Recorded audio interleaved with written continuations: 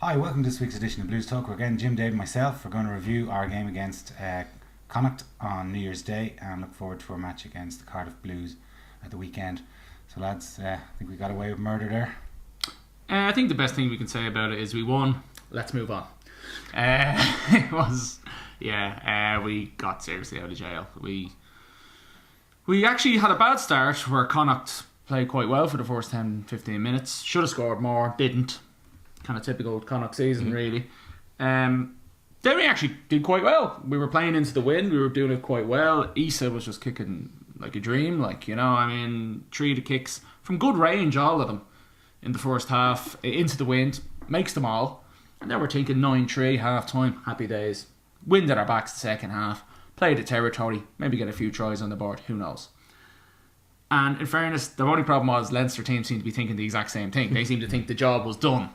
They came out. It was noticeable. The intensity wasn't there in the second half. Lackadaisical. Very lackadaisical. Guys going high into contact. Guys getting ripped. Ball getting ripped several times from Connacht. And in fairness, Connacht fought their way into the game, and really by the end should have won it. And with a better, if they had a kicker, they would have. You probably threw away 10-12 points of kicks. I think it's 13 points that they missed, 2 conversions and 3 penalties.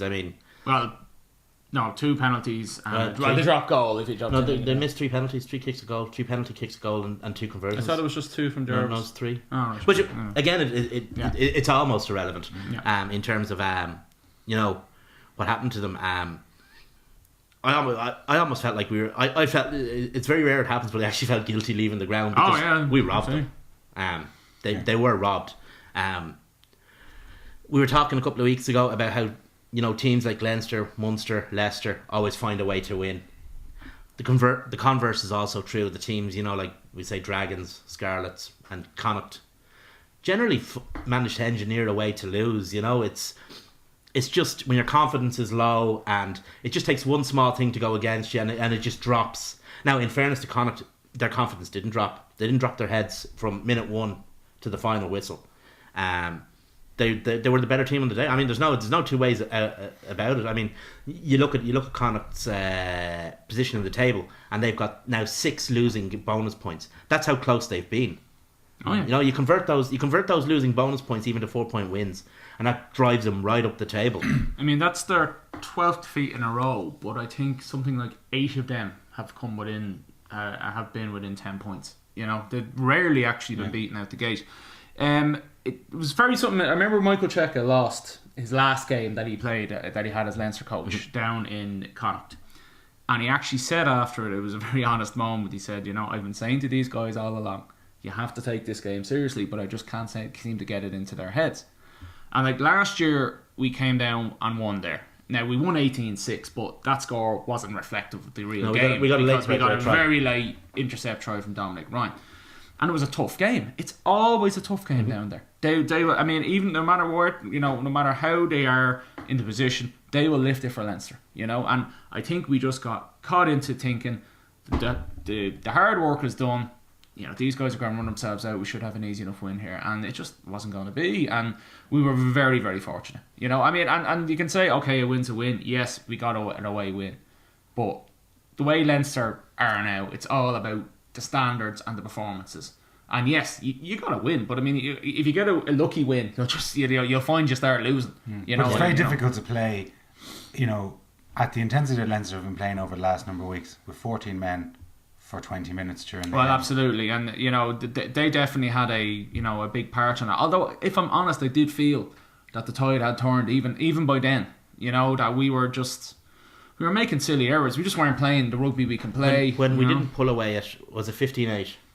When we didn't pull away at that point, I began to get seriously worried because Connacht came straight back at us. Well, when Lee was binned after 70 minutes, they scored from the resulting play. So they had 10 minutes really to get back in, trying to get... And then we had possession on about their 10-metre line, and we were just screaming for them, kick it into the corner. Yeah. But we got turned over, and they went back up the field and could have got that drop goal. I mean... Well, that was... I mean, I was standing, and you were standing beside me, and... we were held up over the line at one point, and then we were on the line for a number of phases, and we must have had a 4-man overlap on the right. and the ball just never went there, whether by kick or by pass. It just never went there. They just kept trying to play one-out rugby, which, as you say, we got turned over and Connacht came screaming back up the pitch. Yeah, no, it was a poor performance. And listen, we're the last people to have to tell Leinster players it was a poor performance. I guarantee that video review session would have been legendary. But at the same time, I think it was our worst performance, because if you think about the two matches that we've lost this season, the first one was the Ospreys. We played a very, very callow team. The second one was against Glasgow, and unfortunately that was at home. However, it was during the World Cup, so we were missing all 14 or 15 of our guys. But this was a team littered with, fellas who have been internationals, who've won Heineken Cups. Well, no, to be fair, it probably was the most callow team we've put out since the World Cup, in terms of, we'd McGrath and Hagan at the props, we'd Conway, Mackin, in the back line, Madigan there. Okay, he's got a good bit of experience, but it wasn't.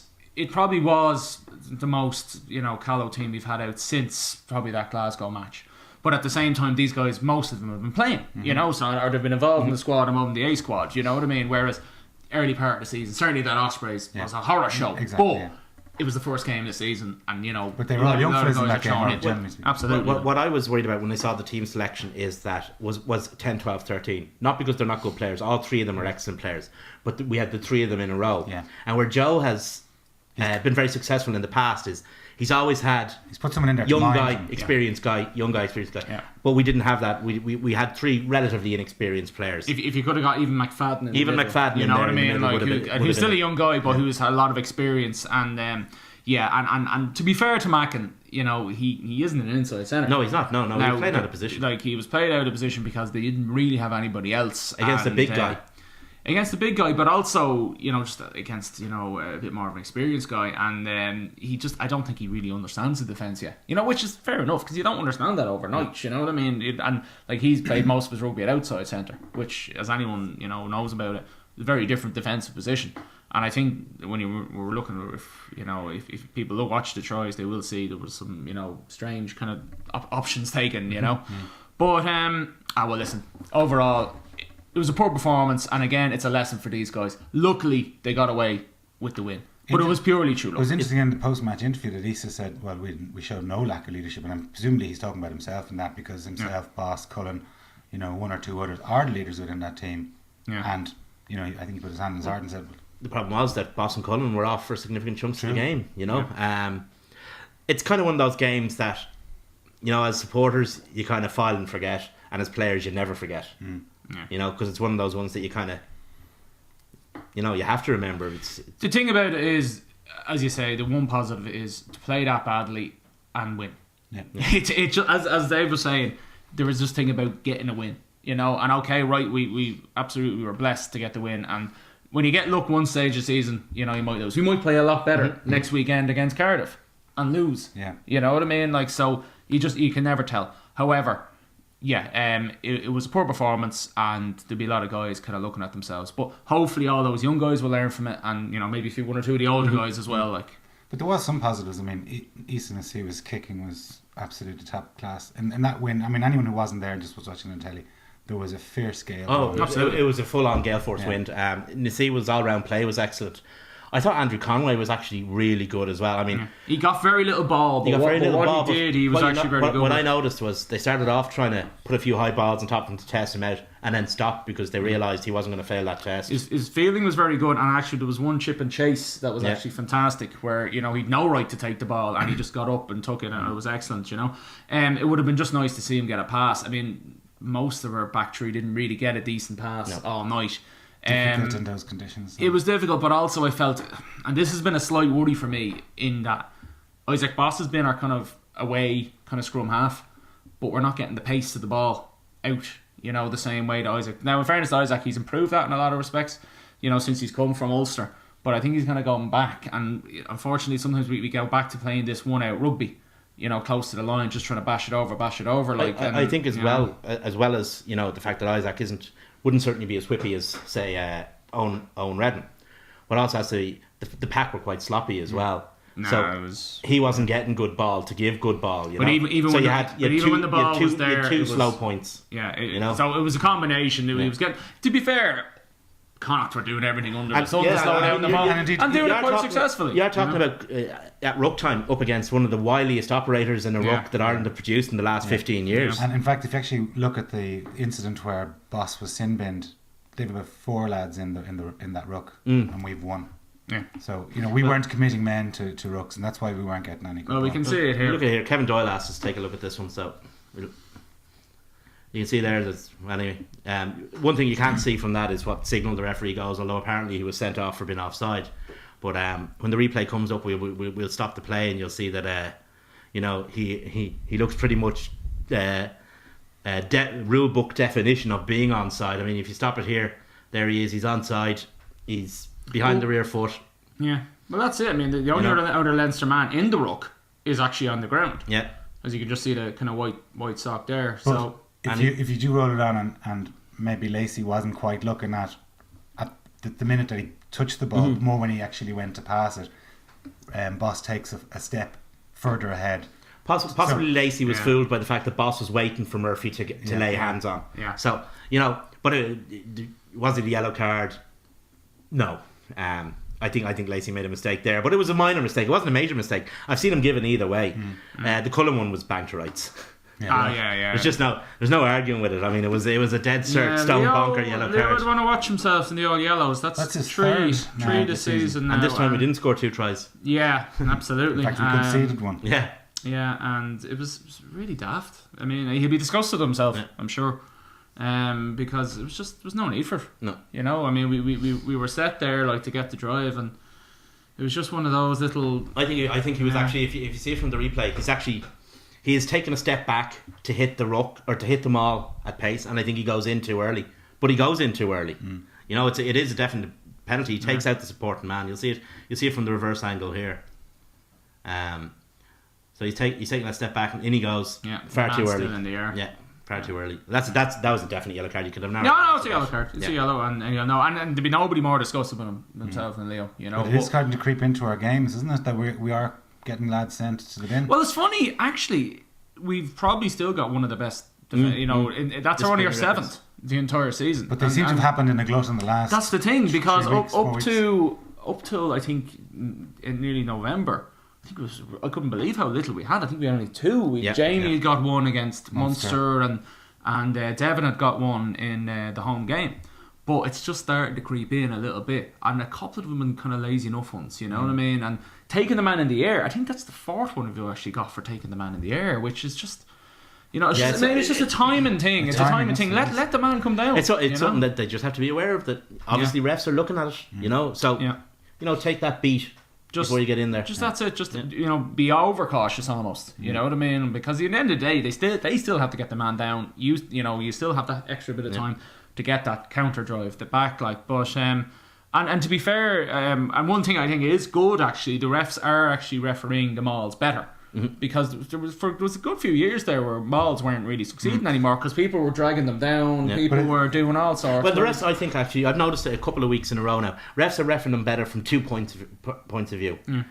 One is that they're making sure that offside, what little offside exists in the maul, is been obeyed. But the other thing is, if a guy drives through from the back, he is being allowed contest for the ball, which I think is good for the refs, that the two sides of it, that allowing the ball be played and allowing a fair contest for the ball is been maintained. Yeah, because for years there, guys were just cynically pulling it down, and a maul would never get going. And a maul's a good part of a game. I mean, it's not the most spectacular rugby, but for your team to score off a win a maul, it's a huge statement as a pack. To the opposition that we can maul you. You know what I mean?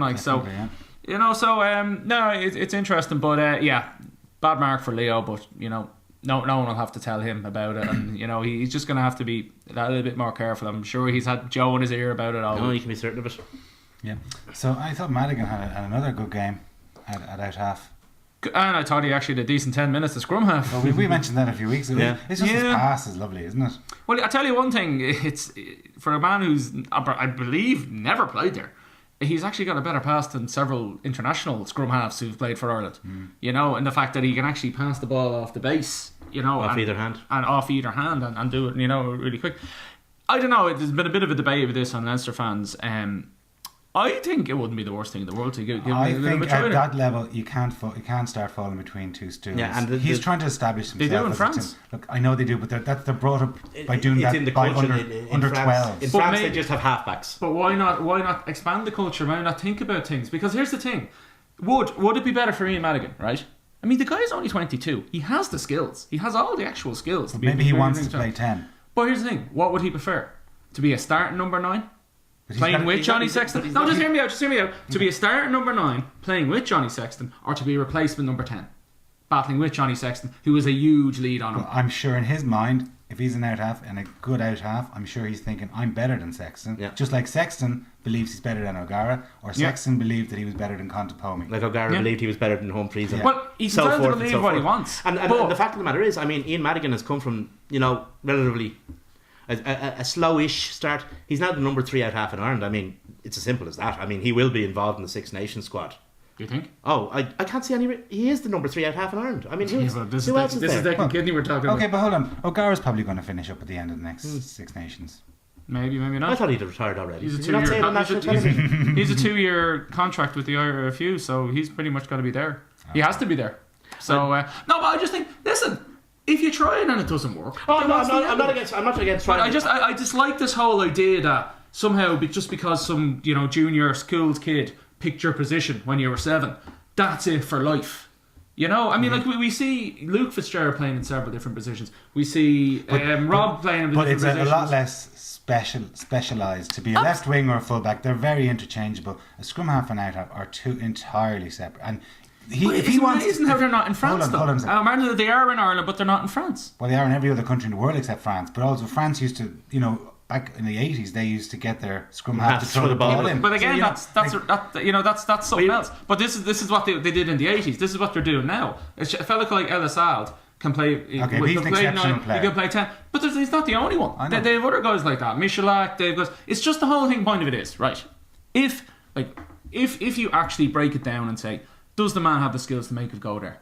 Then why not in a couple of A games, say A game friendly, something like that, say, give him a go there. Let's have a run of it. I mean, like they had a look at Paul O'Donoghue at 10. I've no problem with the idea of giving him a run there, but I still think that we have to keep an eye on the baby in the bathwater, and the baby in the bathwater is, if you look at Ulster have David Humphreys, right, and then I think he's retired. Or not David Humphreys, Ian Humphreys, and their next choice out half is Ruan Pienaar basically. Connacht have Niall O'Connor, who's Matthew Jarvis, who I actually I know you disagree, but I thought he had a decent game at goal kicking side. But anyway, that's neither here nor there. Munster have O'Gara and Keatley. So those you've got Munster and Leinster 4 out halves, right? I think Ian Madigan is strongly in position to be number 3, especially the way Keatley's played this season. He hasn't played well. Madigan has played very well in all facets of the game. The only area that I can see been held against him from a national selection point of view is his goal kicking.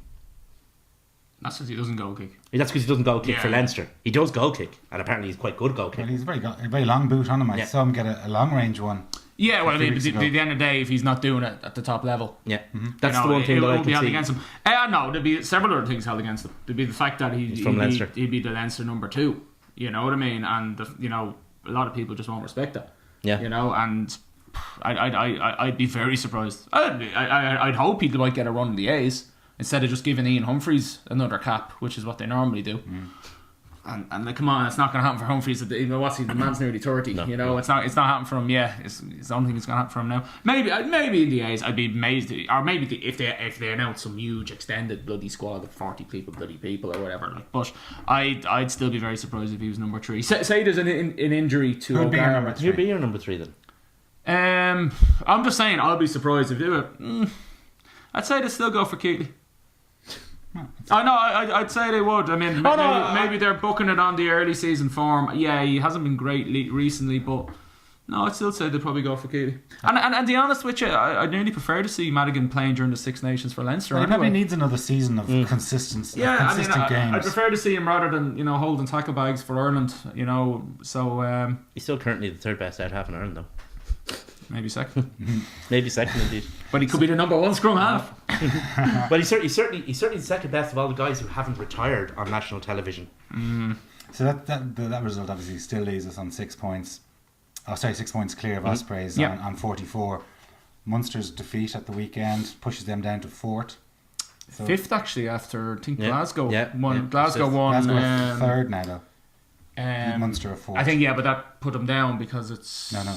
It's ourselves, Ospreys, Glasgow, and Munster. Is it not Cardiff? No, Munster. Okay, I thought it was Cardiff. No, sorry. Cardiff I think are on 30 points. They're in 5th. All right, okay. Yeah, but they have a game in hand. And they have the game in hand, maybe. Okay, but well, the main thing for us again, and with all due respect to Glasgow and Ospreys, is the team we still want to stay ahead of is Munster. Yeah. And now I know Munster, they've hit a bit of a bump recently at their form, and they certainly, and I know they were up against a fairly strong Ulster team, certainly a hell of a lot stronger than the team we had, the RTS.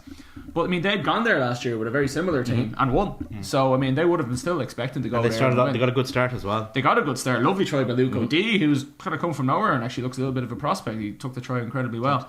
But after that, they really fell apart, and we saw poor Stephen Archer, who got mullered in the scrums, didn't he? Yeah, and the thing about it, he didn't get mullered by an old Grizzly prop. He got mullered by another young fella who's actually arguably possibly even younger than him, Paddy McAllister, who was actually, until he went off, was actually having a really good game and really strumming strongly and it goes, okay, we're not going to go back into the whole thing about these new contract arrangements, but if you're throwing in props, if you're having to depend on props, especially tight head props who aren't ready, it can really screw the whole thing up. Good tight head props needs about 6-7 years to get ready. Oh yeah. This is it exactly, and even Jamie had a decent enough start, but then started to struggle a bit then against Connacht as well. So it's. I just wonder if that was a statement by Schmidt to play the two younger props, two Irish props, rather than White and Heike. Maybe I don't know. It was. I mean, you could say that, but you could also argue that it was their turn in the rotation. In fairness, I mean. I think he wanted to get the guys time, but I mean, it might be used as an example for certain Blazers to say, it's all very well just saying just throw young fellas in there, but if young fellas aren't ready, you're going to be exposed, and also then if you don't have the likes of experienced. Quality foreign players, the likes of Issa or the likes of Heinke and Nathan White, Leinster are going to start losing these games. And to be honest, if this plan comes to view, whatever about the Heineken Cup, I mean, it would hurt us a lot in the Heineken Cup, but it was absolutely kill us in the league because. Our players have been taken away from us to go on training sessions, pointless training sessions, and fair enough, we know they can't play every week. Not even a full training session. Yeah. That was a meet and greet. Yeah, well, exactly. So our players are protected, and we've accepted that. Get some advertising pictures. But now they're saying, well, not only, are we going to take these players away, we're going to, you can't bring in quality players to fill in. And everyone will always tell you how important Issa is when the international's away, or Dougie Howlett is when or Roon Pienaar when the international's away, because these are the guys they looked at. But I mean, if you throw it, we've seen it in the past, and under Michael Cheika, certain games he just basically threw in a load of kids together, and one or two older squad guys who are on the fringes, and they just got mullered. And I guarantee when this starts happening, the same Blazers who are announcing this idea with such great are going to be saying, "What's this? Our teams are getting destroyed." Yeah, well, it's one of these, if you're going to do this damn fool thing, don't do it in this damn fool way, but in terms of the two lads, I don't think I think they both benched the week previous. I think it was just it was their turn in the rotation to start. I don't think Schmidt, if Schmidt has a problem, he'll say it. He doesn't. I don't think he's. I actually thought McGrath did all right. I thought he did okay in the scrum. I was really looking at him in the scrum. A little bit disappointed in the loose actually, especially when he got ripped close to that line there, because he's a big lad, and that would have hurt him. No, a few of our players got ripped. I mean, they didn't seem to. Well, the choke tackle. Les Kiss has been working with Connacht, intermittently over the year. Because obviously they don't have funds to play for full time, so you could see that in their defensive system. That the defensive system they were employing was the same defensive system that was very successful for Ireland on a number of occasions. So you can't really argue with what they did. They did it really, really well, and they knew to a certain extent. They took a Leinster team that was playing a bit easy Aussie, and they imposed their game plan on us rather than the other way around, which is what we normally do. You can't really argue with it. I mean, the only thing is they came away with losing bonus point, which is very unfortunate for them, and we came away with the winner. But at the end of the day, after this Christmas period, 9 points out of possible 10, pretty happy with that. Yeah, and it's extended our unbeaten run to 13 games. Pretty now. happy with that. Yeah. Got Cardiff up now next weekend. Always tricky. Always tricky away. You know, Cardiff are kind of just ticking along. They were beaten by the Ospreys though at the weekend. Yeah, they lost. They had hammered the Dragons at home, and then they lost narrowly enough actually 17-12 to the Ospreys, who were at home. So got a losing bonus point, not the end of the world. Be interesting to see what team they put out against us. Yeah, really. yeah. Obviously, the last time we played them, there was a Welsh international the next day against Australia, so they sent over a fairly weakened team. You would think they'd be in the same thought process of us of getting back to Heineken Cup level. I can see two, if not full strength, then pretty strong teams been selected. I mean, I think Strauss took a knock. Strauss broke his nose. How long that'll keep him out, I don't know. Jamie Roberts, on the other hand, is out for Cardiff, and indeed would be lucky to make it back in time for the Six Nations. So, it's going to be tricky. I'd say Joel. McFadden will come back in. Maybe Darcy will come back in. Rob will come back in. Johnny Sexton will come back in. I can see him kind of playing a fairly strong team. Might possibly, with one or two exceptions, mirror the match. It's funny though, team against because Glasgow. again, just going from what he did last season is, last season he made the same amount of changes in terms of the two games over Christmas. Got two very good performances actually. Lots of young fellas scoring tries. A bit more positive overall really than this year. And then actually he selected a near full strength team for Ospreys at home, and we're thinking happy days, we're going to be running, and they really jammied their way to a fairly scrappy 15-13 win. The lads didn't seem to be, maybe they did too much turkey over Christmas or whatever. So even though they might put out a fairly full strength team, you'll still see you have to see if the lads can come up to that level. So it's quick, it might actually be a scrappy enough game. We played over there last year during the Six Nations, and we had to put out a fairly weak enough team, and we got beaten, not hugely amount. I think it was 11-3 in the end, but it was disappointing. It was a scrappy, a typical Cardiff game against Cardiff, scrappy, fairly dirty, and it's kind of hard to know because the Cardiff team never seems to stay the same. They seem to change every time you look at it. Cardiff are one of those teams that they always seem to be either on the verge of a crisis or in a crisis. Yeah. There's no equanimity in that team whatsoever. It's all just. They're not doing too bad this year. No, they're not doing too. They never do too bad, Jim. Fifth with a game in hand, and they're actually doing well in the Heineken Cup. They never do too in terms of their group. They never do too bad, but they never do well either. Yeah, they never do as well as they should. And there's always something going on. There's something happening behind. I mean, this week, the big sideshow will be, of course, Mr. Henson. So there's always something with Cardiff. There's always some plastic bag blown around in the air in that team. So you never know. I mean, the talent Cardiff have and the talent Cardiff have had over the last 10 years has been good enough to win a lot more than they've won. I think as well the potential that they have in Cardiff. It's South Wales, it's heartbed of rugby. They get huge crowds going to the Millennium Stadium for their internationals. Even 50 or 60,000 people went to watch their semi-final match against France in the stadium. And they still come up with 6,000, They don't. 7,000. It doesn't seem to connect though. No. With Cardiff itself. Blues don't get those crowds. I like those crowds. in fairness, it's Cardiff City FC are the big team in Cardiff, not Cardiff Blues. Yeah. That's a problem as well. With the attraction down the road of Swansea being in the Premiership, it's tough for them. But they haven't kicked on. They haven't kicked on. When they used to play in the old Arms Park, they were probably getting the same number of people through the turnstile as they go into this shiny new stadium. The grounds, the move to the soccer stadium has been largely disastrous. I think it's cost them serious amount. At one stage, Cardiff were the record attendance holders in the Magners League when they played us actually. Played us in the Millennium Stadium, and it was 15,000 or whatever, which kind of shows how far the league has come since then. But Cardiff, have struggled to get a crowd like that since. They certainly haven't got one regularly, And I think that's to do with the fact you never know what you're going to get from Cardiff. I mean, punters, no wasters. And Cardiff have had a fair few wasters in their time. The talent they've had over the last 10 years, they've had enough talent to win a lot more than one Amlin, Well, the thing is, then proclaim themselves European champions after doing it. Well, the year that we won the Heineken, they played in the semi-final against Leicester in the Millennium. Yeah, and it was half empty. But lost on a penalty shootout. Penalty shootout. I mean, what a way to go. Yeah. But however, there was only 50,000 at that match. Where if that had been us, that we had a stadium of 70,000, as we did indeed, played in 80,000, and got a huge crowd. Yeah, it's I don't know. To be honest, they're a bit of a mess. I mean, there always seems to be a soft centre to them. They do remind me of what we used to be. Yeah. A team with a lot of talent who were capable of big days, but when it really mattered, kind of came up short. And I made the point of, you know, even when we beat them, we've got our highest score this season against Cardiff.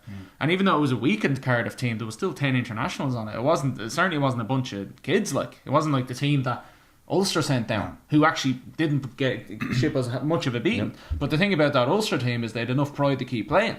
Whereas Cardiff once we got the third try, Cardiff literally were on the flight home, and they were hardly putting in a tackle afterwards. And shocking, actually. And it's just that kind of basic professional pride that, you know, that, I mean, that if that happened again, you know, I think I said at the time, but if a Leinster team like that give up in a game like that, we'd be going absolutely ballistic. You know, I mean, whatever. Even as long as if you're beaten, fair enough. As long as you've given absolutely everything and you've made every tackle you could, and sometimes it's not your day and you're outclassed. Fair enough. But when you start giving up on games, it's just an awful sign. You said it earlier. The difference is that Ulster team that came down could hold their heads up high. That Cardiff team that came over can't. Exactly. You know, they were shocking. Well, we shall see anyway on Saturday. So thanks very much for watching, and I hope you enjoyed it. Cheers.